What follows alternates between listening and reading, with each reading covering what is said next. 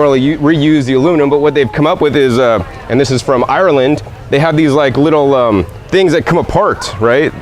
The cutting globe. So you literally pack the cutting globe with some nice potting mix.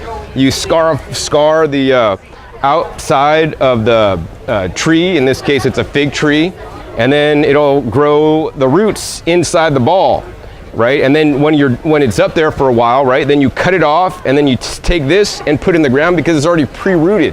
So this is an amazingly simple way to create more plants material. So like you could have these and create your own fig trees just of branches that you would have normally just chopped off and thrown away. I mean, that being said, you could also take fig cuttings and just stick them in the ground, but then you might not have a high success rate. You know, you could do it with the foil and it may or may not work, but with this guy, you're gonna get a much higher level of success, maybe 90%, 100%, they were telling me earlier.